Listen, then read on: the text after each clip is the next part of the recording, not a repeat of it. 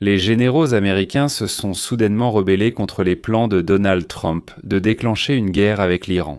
Selon les informations, le président du comité des chefs d'état-major interarmés des États-Unis, le général Dan Kane, avertit le président Trump qu'une campagne militaire contre l'Iran pourrait comporter des risques importants, notamment la possibilité d'être entraîné dans un conflit prolongé, et il déconseille directement à Trump de poursuivre cette idée.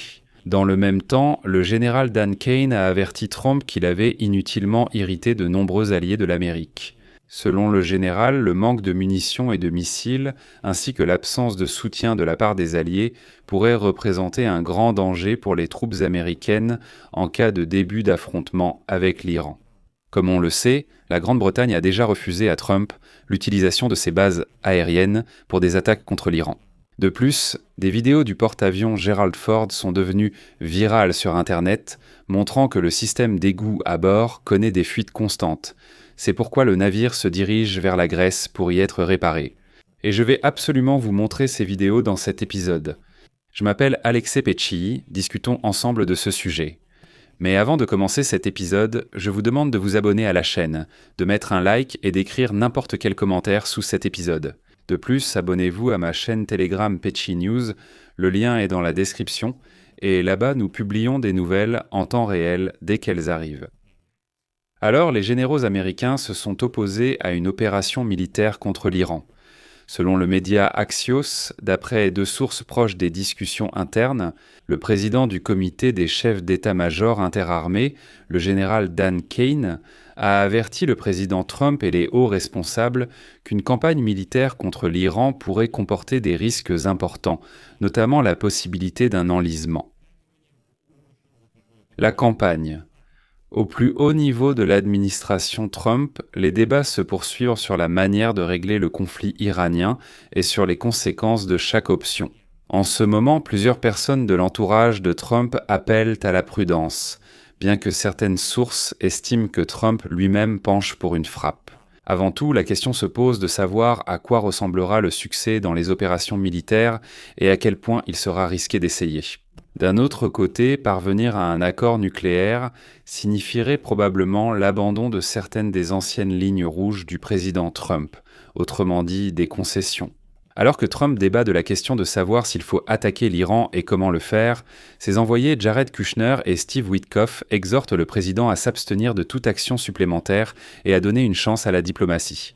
Cette présentation des positions des membres de la haute direction de Trump est basée sur des entretiens avec des personnes qui ont assisté à des réunions de haut niveau ou qui en ont été informées. Ainsi, le média Axios affirme que la position du général Kane pourrait s'avérer particulièrement influente car il est le principal conseiller militaire de Donald Trump et jouit d'un grand respect de la part du président. Et voici ce que les sources ont indiqué. Personne ne préconise une invasion ou des actions militaires impliquant des troupes terrestres. Il est rapporté que, tout comme lors de la planification de l'opération visant à capturer Nicolás Maduro au Venezuela, Trump a confié à un petit groupe d'experts le pouvoir d'analyser les problèmes en Iran et de lui présenter une série d'options d'action qu'il pourrait entreprendre au moment qui lui conviendrait le mieux afin de maximiser les leviers d'influence et de minimiser les risques. Et voilà que le général Kane soutenait pleinement l'opération au Venezuela, mais fait preuve de beaucoup plus de prudence dans les discussions concernant l'Iran. Kane affirme que si les États-Unis s'engagent dans une grande guerre, il sera impossible d'éviter des pertes parmi les soldats américains. De plus, il y a des craintes que le régime des ayatollahs à Téhéran soit prêt à commettre des attentats en Europe et même en Amérique. Et ensuite, encore une citation d'Axios.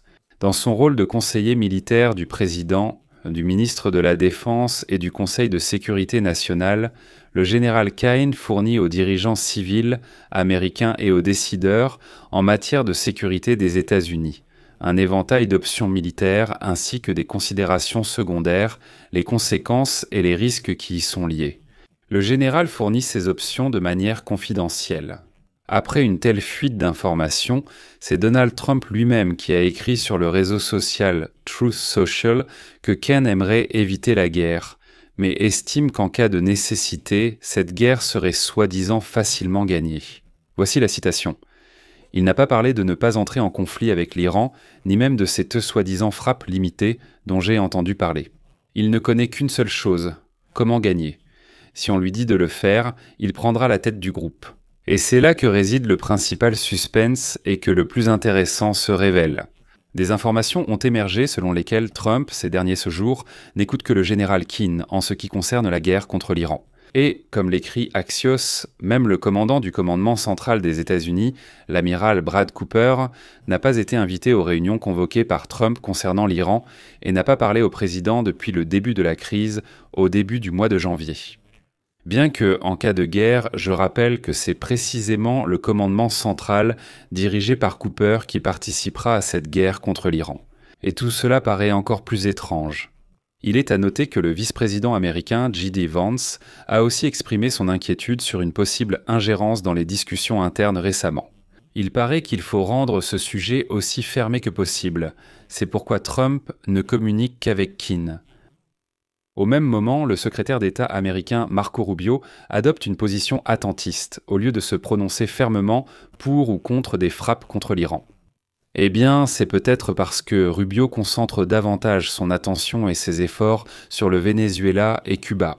On sait maintenant que Stephen Witkoff et Jared Kushner prévoient de rencontrer le ministre iranien des Affaires étrangères, Abbas Araghchi, dès jeudi ou vendredi à Genève. Et tous deux assurent à Trump que le temps joue en sa faveur et qu'avec chaque jour qui passe, sa position ne fera que se renforcer. Il est rapporté que Trump est déjà prêt à lancer des frappes contre l'Iran, mais il a donné une dernière chance à la diplomatie parce qu'il a fait confiance à Witkoff et Kushner.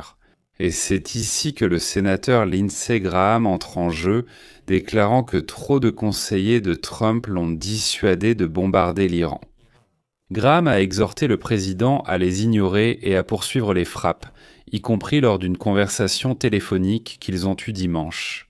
Graham craint qu'avec le temps, l'élan ne soit perdu et que Trump doive alors se contenter d'un accord absolument défavorable. Un autre partisan des frappes est le Premier ministre israélien, Benjamin Netanyahou, et après sa rencontre avec Trump. Et il y a 10 jours d'ailleurs, il a déclaré qu'il craignait de plus en plus que les États-Unis finissent par reculer et ne frappent pas. Et soudain, le Washington Post complète le tableau général. Toujours le même. Le président du comité des chefs d'état-major interarmés des États-Unis, le général Dan Kane, a averti Donald Trump que les Américains pourraient manquer d'obus et de missiles et que les Alliés pourraient ne pas aider, puisque Trump les a lui-même montés contre lui. Kane aurait déclaré à Trump que les stocks de munitions américains étaient considérablement épuisés en raison de la protection constante d'Israël par Washington et du soutien à l'Ukraine. Voici une citation du Washington Post. Séparément, lors de réunions au Pentagone, Kane a également exprimé ses inquiétudes concernant l'ampleur de toute campagne en Iran, sa complexité et la possibilité de perte du côté américain. Le général a affirmé que toute opération serait encore plus difficile, faute de soutien des Alliés. Détruire le programme de missiles iranien exigerait de frapper des centaines de cibles dans tout le pays. Ces cibles peuvent inclure des rampes de lancement de missiles, dont beaucoup sont mobiles, des dépôts de ravitaillement, des systèmes de défense aérienne et des réseaux de transport utilisés pour déplacer ces armes. Si l'objectif essayait de renverser le guide suprême de l'Iran, l'ayatollah Ali Khamenei, comme l'a publiquement déclaré Trump, alors les groupes de cibles s'élargissent considérablement pour inclure des milliers d'objectifs, y compris des centres de commandement et de contrôle, des services de sécurité et des bâtiments clés liés à Khamenei. Une telle campagne pourrait durer des semaines ou des mois, nécessiter beaucoup plus de munitions et exposer les forces américaines à des représailles beaucoup plus intenses. Et ici, vous savez, je vais simplement rappeler que le Royaume-Uni a déjà refusé à Trump d'utiliser ses bases aériennes pour mener des frappes contre l'Iran. Et auparavant, ce même Trump avait déjà eu des différends, aussi bien avec la Grande-Bretagne qu'avec les Européens. Et là, soudainement, le Wall Street Journal a choqué tout le monde pour de bon. Le journal, se référant à des militaires américains, affirme que le porte-avions le plus cher des États-Unis, l'USS Gerald Ford, qui a été envoyé vers les côtes iraniennes, est en train de crouler sous les excréments. Apparemment, les toilettes à bord, et il y en a 650, sont constamment bouchées, ce qui a transformé le porte-avions en un véritable cauchemar nauséabond. Les problèmes sont tels que l'équipage doit attendre 40 minutes pour accéder aux toilettes. Et on en est arrivé au point que, comme l'écrit le Wall Street Journal, à cause de ce problème sanitaire sur le porte-avions, les États-Unis vont probablement reporter leur frappe contre l'Iran. Le navire attend d'entrer dans un port grec pour réparer les toilettes. Je vais m'arrêter là. Donnez votre avis, écrivez vos conclusions dans les commentaires sous cette vidéo, abonnez-vous à la chaîne, activez la cloche et n'oubliez pas de mettre un like. Si cet épisode vous a paru intéressant et utile, vous pouvez soutenir financièrement le travail de cette chaîne YouTube grâce à votre don ou à un abonnement via les liens et coordonnées dans la description de cette vidéo ou via le code QR affiché à l'écran. C'est tout pour aujourd'hui, prenez soin de vous, à bientôt.